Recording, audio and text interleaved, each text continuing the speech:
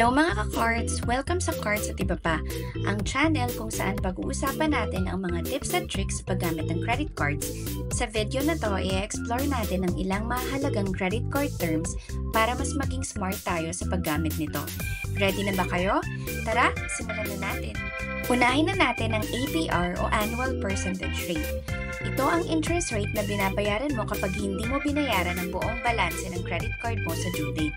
Tandaan, hindi lang ito basta-bastang percentage. Ito ang cost ng paghiram ng pera gamit ang credit card mo. Kaya kung gusto mong iwasan ng interest, bayaran ng full balance bago ang due date. Next, pag-usapan naman natin ang annual fees. Ito ang taunang bayad para sa paggamit ng credit card.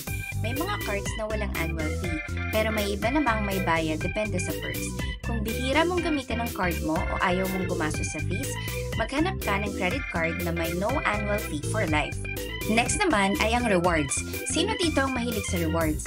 Isa ito sa pinaka-exciting na features ng credit cards. May tatlong common types ng rewards. Cashback, money back sa bawat purchase mo.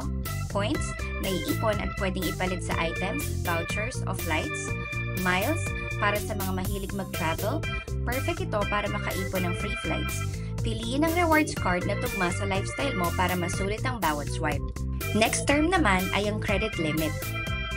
Ang credit limit ay ang maximum na halaga ng pwede mong gastusin gamit ang credit card. Kung lumampas ka dito, pwedeng magka-penalty o ma-decline ang transaction mo.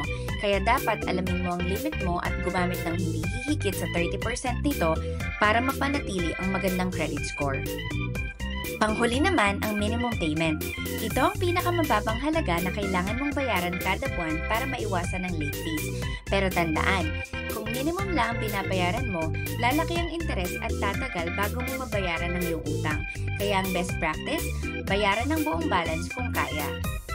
Let's have a quiz! Ngayon, tingnan natin kung may natutunan kayo. Sagutin ang mga tanong na ito at i-comment nyo ang sagot sa baba. Una, ano ang ibig sabihin ng APR? A. Annual Payment Rate. B. Annual Percentage Rate. O C. Accrued Payment Rate. Next question. Ano ang mainam na gawin para maiwasan ang pagbabayad ng interest? A. Bayaran ng full balance bago ang due date. B. Magbayad lang ng minimum payment. O C. Gumamit ng maraming credit cards. Ano ang isang uri ng credit card reward na makakatulong sa mga travelers? A. Cashback. B. Points. C. Miles. Ano ang dapat mong gawin para mapanatili ang magandang credit score? A. Gumamit ng higit sa credit limit. B. Bayaran lang ang minimum payment. O C. Gumamit ng hindi lalampas sa 30% ng credit limit. Ano ang maaaring mangyari kung lumampas ka sa credit limit mo? A. Magkakaroon ng penalty o ma-decline ng transaction. B. Makakakuha ng bonus points. O C. Tataas ang credit limit agad. Ayan mga ka-cards, sana mas naging malinaw sa inyo ang mga importanteng credit card terms na ito.